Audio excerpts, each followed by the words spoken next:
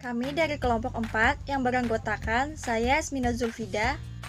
Perkenalkan, nama saya Saidatul Karimah. Saya Rini Anggreni Saputri. Perkenalkan, nama saya Nurrahma Fadlin. Perkenalkan, nama saya Elma Rahmika. Perkenalkan, nama saya Sri Mawaddah. Dalam mata kuliah Metodologi Pengenalan Sains dan Teknologi untuk Anak Usia Dini, kami mengambil tema FPPH yaitu tentang alam semesta dengan subtema yaitu benda-benda alam. Kemudian topik pembahasannya adalah tanah. Guru akan menjelaskan apa saja jenis-jenis tanah dan manfaatnya. Kemudian guru akan membawakan bukti konkret salah satu jenis tanah yaitu tanah liat. Kemudian anak akan meneliti bagaimana bentuk tanah liat, apa saja warnanya, dan bagaimana teksturnya. Tanah liat tersebut diperlihatkan kepada anak-anak. Kemudian, setelah anak melihat tanah tersebut, maka kegiatan membuat kerajinan tangan dari tanah liat akan dilaksanakan.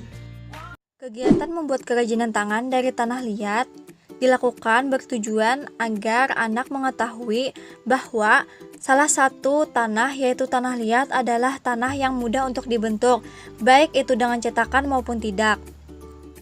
Dalam melakukan kegiatan ini, kegiatan dilakukan secara berkelompok. Setiap kelompok memiliki 5 orang anggota. Alat dan bahan yang diperlukan yaitu 1. Tanah liat. 2. Minyak. Minyak yang digunakan adalah minyak bersih, dan yang terakhir adalah cetakan. Alat dan bahan yang telah disediakan oleh guru akan dibagikan kepada setiap kelompok. Setiap kelompok akan mendapatkan 1 kantong plastik tanah liat, 2 1 mangkok minyak, 3 berbagai macam bentuk cetakan agar anak mudah memilih cetakan apa yang mereka inginkan. Dan yang terakhir, celemek. Setiap anak diberikan 1 celemek agar mereka tidak mengotori baju yang mereka pakai dari tanah liat. Adapun langkah-langkah kegiatan. Pertama, yaitu setiap anak diperintahkan untuk mengoleskan minyak ke dalam cetakan dan melumuri tangan mereka dengan sedikit minyak. Hal ini dilakukan agar tanah liat tidak lengket dengan cetakan dan tangan mereka. Yang kedua, anak mengambil segenggam tanah liat, kemudian tanah liat tersebut dimasukkan ke dalam cetakan.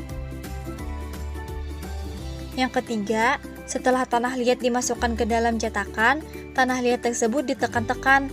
Apabila masih ada ruang kosong di dalam cetakan, maka tambahkan lagi tanah liatnya hingga cetakan tersebut terpenuhi dengan tanah liat. Yang keempat, langkah selanjutnya yaitu mengeluarkan tanah liat dari dalam cetakan. Cara mudah mengeluarkan tanah liat dari dalam cetakan yaitu dengan membalikkan cetakan.